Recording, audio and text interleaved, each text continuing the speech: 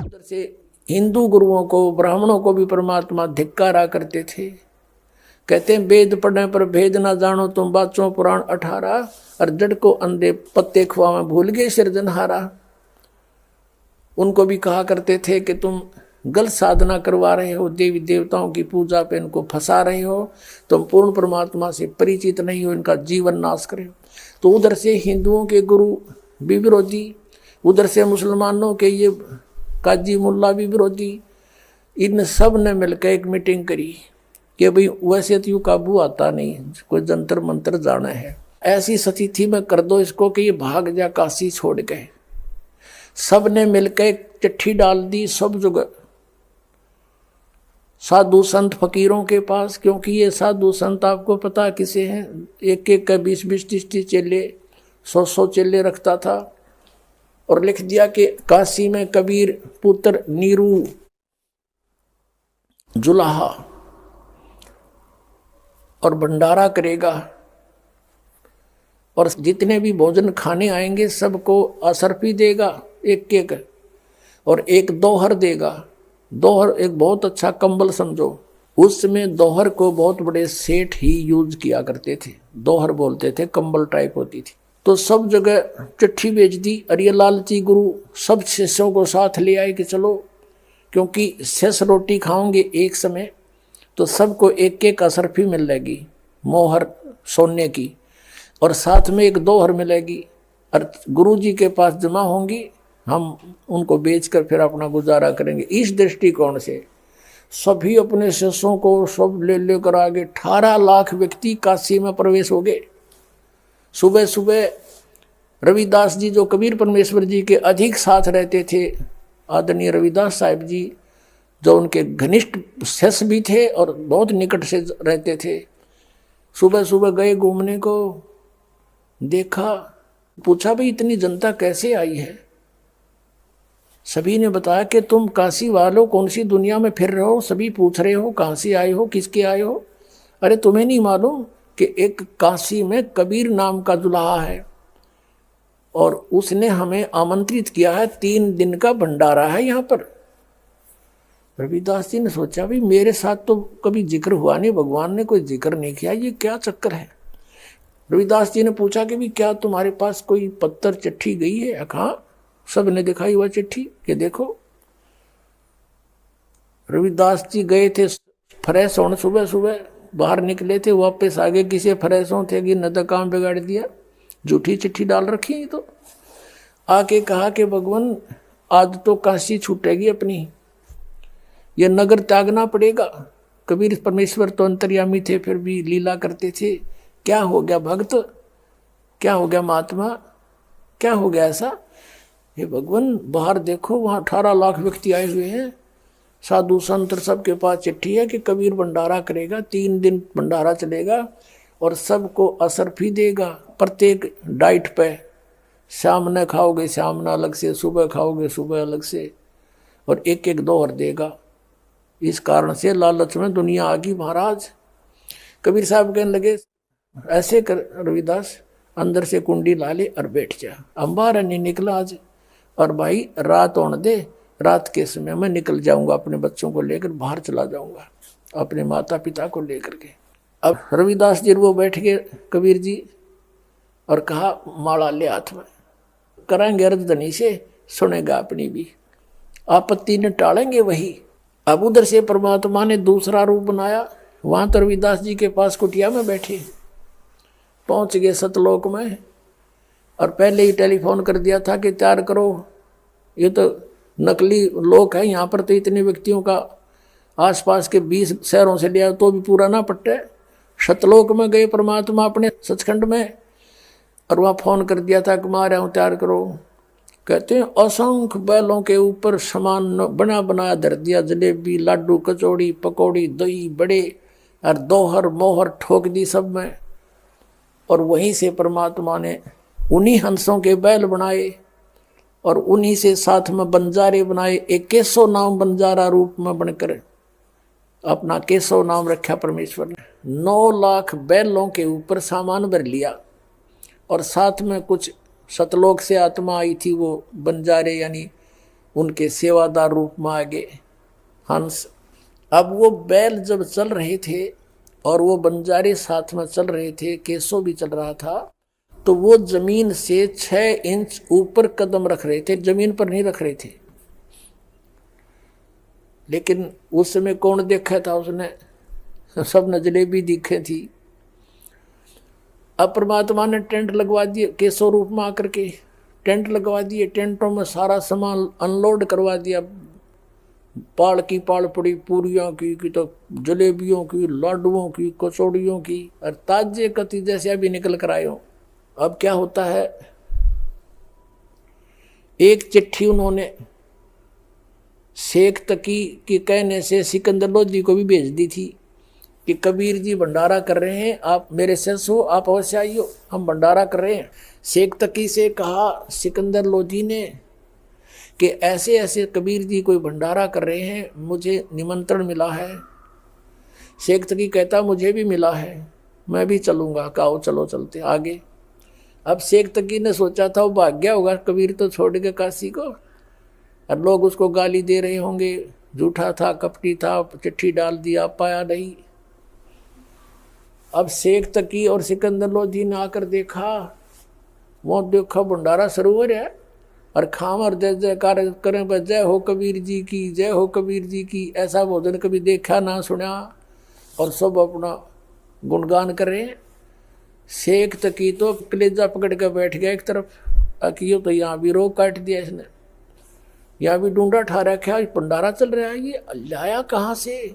सिकंदर लोधी ने पूछा भी ये कौन कर रहा है, कि कबीर जी हैं काशी के बड़े सेठ, खाने वाले ने सेठ है दिखे तो भी इतना कुछ करा दिया। किसी ने पूछा कि कबीर जी कहाँ के, हमने कबीर जी का पता नहीं, उनका एक नौकर है इसमें टेंट में, अपना दूसरा रूप बना के केसो बंजारे के रूप में बैठे। सिकंदर लोधी ने वहाँ का गए और प्रणाम हुआ और पूछा भगवान कहाँ पर हैं, आप क्या नाती हो, उसके नाते में क्या लगते हो। केसो रूप में विराजमान परमात्मा ने कहा कि वो मेरा पगड़ी बदल यार है, मेरा फ्रेंड है, मेरा मित्र है, और मेरे पास एक पत्र गया था उनका कि एक छोटा सा भंडारा करना है और कुछ सामान लेते आइएगा। तो मैं उनका मित्र हूँ, मैं बिजनेसमैन हूँ, बंजारा हूँ, और ये सामान मैं उनके आदेश से लेकर आया हूँ, और ये भंडारा इसलिए चल रहा है। अब शेख तकी तजू का है, एक छोटे से भंडारे का सामान है, तो 18 लाख आदमी एट ए टाइम एक बार खा रहे हैं, और एक एक को 2 हर असरफी दी जा रही है सोने की एक, जैसे एक असरफी 10 ग्राम की 1 तोले की होती थी, आज 1 तोला लगभग मेरे ख्याल में 30,000 का हो रहा होगा। और एक दौर, वो दौर था, आज मेरे ख्याल में 10,000 में ना मिल रहा है, इस टाइप का कंबल था। और वो एक एक प्रत्येक भोजन पर डाइट पर दे रहे हैं। शेख तकी तो बैठ गया कोने में जाके एक तरफ, देखा नहीं गया उस पर। अब सिकंदर लोधी ने पूछा कि कहाँ है भगवान, मैं उनके दर्शन करना चाहता हूँ, वो क्यों नहीं आए यहाँ पर। केसो रूप में परमात्मा कहते हैं उनका दास जो बैठा है, उनको क्या आवश्यकता आने की, आ जाएंगे जब उनका दिल करेगा, वो तो शहंशाह है, मालिक है। अब सिकंदर लोधी पर रुका नहीं गया, घर का पता करके वहीं पहुंच गए कुटिया पे, और जाके दरवाजा खटखटाया। अब रविदास जी कहने लगे भगवान लगता है इन्होंने ढूंढ लिए आपा, और ये आगे दरवाजा खटखटा दिया। कबीर जी बोले बोला मत, दरवाजा मत खोलना, चले जाएंगे गाली गुली देकर। तब आवाज आई सिकंदर लोधी की कि हे परवरदिगार दरवाजा खोलियो, आपका दास सिकंदर आया है दिल्ली से, आपके दर्शन करना चाहता है। तब परमात्मा ने अंदर से कहा कि राजन मैं बाहर नहीं निकलूंगा, इन्होंने हद पार कर दी है, मुझ गरीब के साथ इन्होंने बहुत जुल्म कर दिया है। मेरे पास तो शाम का आटा मुश्किल से होता है, परिवार का कपड़ा बुनकर अपने परिवार की सुध रखता हूँ, और मेरे सामने इन्होंने ऐसी आफत पैदा कर दी है। भगवान मैं रात को यहाँ से निकल जाऊँगा छोड़कर इस नगरी को।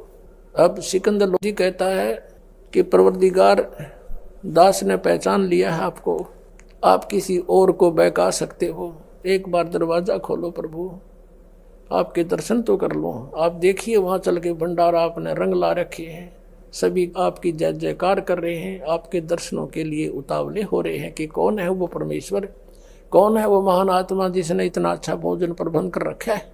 तब परमेश्वर ने कहा रविदास खोल दे भाई। दरवाजा खोल दिया गया। सिकंदर लोधी ने मुकुट समेत दंडवत प्रणाम किया और कहा परवरदिगार मुझ दास के साथ एक बार चलो हाथी पर बैठकर दर्शन दो उन पुण्यात्माओं को जो आपकी इंतजार कर रहे हैं, खाना खा रहे हैं, जय जयकार आपकी हो रही है पूरे शहर के अंदर।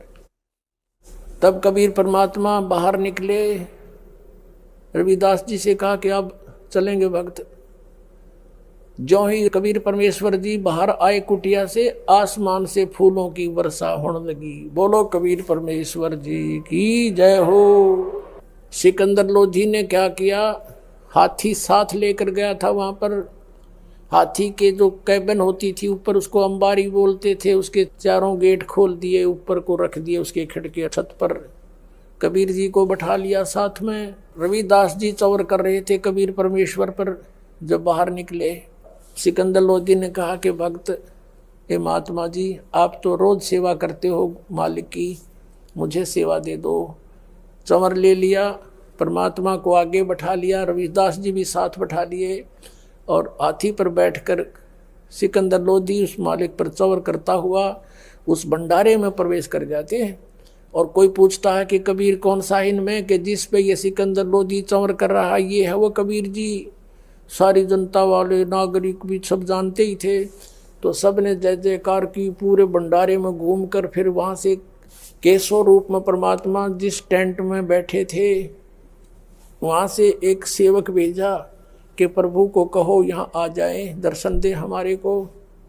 उसने जाकर करबद्ध होकर कहा कि भगवान आपको, आपका मित्र केशव टेंट में आपको याद कर रहा है। परमात्मा नीचे उतरे, सिकंदर लोधी भी, रविदास जी सब आकर के टेंट में। ज्यों ही कबीर जी प्रवेश किया, अपने आप एक तख्त बिछ गया, उसके ऊपर सुंदर आसन, सामने देखते देखते ऐसे बिछन लग रहा, हीरे पन्नों से जड़े हुए वस्त्र आ गए और कबीर परमात्मा बैठ गए दच के उसके बीच में। अब टेंट को उठा दिया ऊपर, चारों तरफ से खुला कर दिया जिसमें मालिक बैठे थे। और 24 घंटे तक परमात्मा ने सत्संग किया, आपस में गोष्ठी की। उन कराता था परमात्मा के साथ जुल्म के यू भाग जाएगा। परमात्मा ने चाहो थे कि भाई इकट्ठे हो जा, मैं कुछ ज्ञान सुना दूं, ये मुझे पहचान ले मेरे बच्चे। वो वही हुआ जो मालिक ने चाहा था। केशव प्रसन्न करता है कि हे परमात्मा, आप इतने सुंदर देश को छोड़कर यहाँ क्यों आ गए इस गंदे लोक में? आप इनका हित चाहते हो, ये आपके पत्थर मार रहे हैं, आपकी बेइज्जती कर रहे हैं, आपको मारना चाहते हैं। तब परमेश्वर ने कहा कि केशव तुम मेरे दुख को नहीं जानता, ये सभी मेरे बच्चे हैं। काल ने इनको दो बना दिया, हिंदू और मुसलमान, ताकि ये लड़ते मरते रहे। और जिसके बच्चे दुखी हो वो पिता सुखी नहीं हो सकता। मैं इसलिए आया हूं कि ये किसी तरह मुझे पहचान ले, ये मुझे जान लें और उस सुख को महसूस करें। जहाँ से ये भंडारा आया है वहाँ सदा भरे भरे भंडार रहते हैं, हरे भरे फूल रहते हैं। ये भंडार सदा वहाँ पर चलते हैं, बगैर काम किए वहाँ मिलते हैं। उसको छोड़कर यहाँ आगे इस काल के साथ में ये प्रसन्न करता है। केशव के रूप में उतर देते हैं कबीर परमात्मा खड़े होकर के। लाखों की संख्या में परमात्मा कैसे सो गए वहां पर सुनकर मालिक की महिमा को। बोलो कबीर परमेश्वर जी की जय हो। अब 3 दिन का भंडारा संपूर्ण करके, सारा सामान इकट्ठा करके, टेंट वेंट लाद के बैलों पर, और कहा कि चलो भाई तुम, मैं आ रहा हूं। केशव रूप में परमात्मा ने कहा उन अपने मित्रों से कि वो लाए थे जो सतलोक आए थे हंस, और साथ में बंजारे भी, वो बैल भी उन आत्माओं के बनाए थे। फिर मालिक ने उसे बना दिए बच्चे वो आगे जाके। तो कहा कि तुम चलो, मैं आ रहा हूँ, थोड़ी देर आगे चलो। अब 9 लाख बैल और साथ में कई हजारों की संख्या में सेवादार जा रहे थे। अब क्या देखा कि उसमें दरिया के अंदर से गंगा को पार करना था और गंगा चाला फुल स्विमिंग पे। जब वो प्रवेश करने लगे, गंगा बिल्कुल घुटने पानी रह गया गंगा के अंदर और पूरा काफिला निकल गया। और खड़े खड़े देख रहे सभी कि एकदम गंगा उतरेगी, नीचा हो गया। जाते ही फिर वो फुल स्विमिंग पर आ गई। उधर से पानी के लिए, जैसे भोजन के लिए तो ले आए थे, अब जल भी चाहिए उन्हें। ऊपर से जैसे ट्यूबवेल चलता है आसमान से, ऐसे वो अपने आप पानी की धारा बह रही है और उसमें पात्र भर भर कर रख रहे हैं, ड्राम के ड्राम। वो फुल हो जाते हैं, फिर रुक जाता है, खाली होते, फिर अपने आप सतलोक से वो आता है अमृत और वो जल सबको पिलाया जा रहा है। अब सब चले गए, शेख तक ही खड़ा, 10-20 व्यक्ति और खड़े, खाने वाले खाकर चले गए और परम पूज्य कबीर परमेश्वर खड़े और उनका दूसरा रूप केशव खड़ा बंजारे रूप में।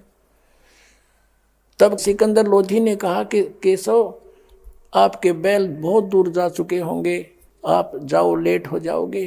तो सभी ने देखा कि बैल चले गए। देखा तो वहां कोई बैल नहीं है गंगा के परले पार में। बोलो बंदी छोड़ कबीर परमेश्वर जी की।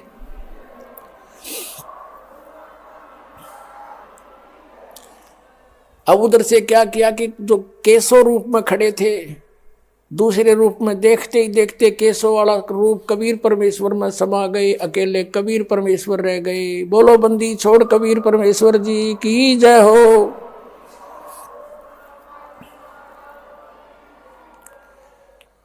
अब देखो पुण्यात्माओं, शेख तकी सब कुछ देखकर भी वो दुष्ट नहीं माना और कहता है सिकंदर लोधी से कि राजन आओ, आप राजा हो, हमारे इसे भंडारे हम 100 कर दें। ये तो एक महोत्सव सा किया इसने। उसके बाद शेख तकी गूंगा हो गया, बहरा हो गया, भुगत का मेरा पर मालिक नहीं माना।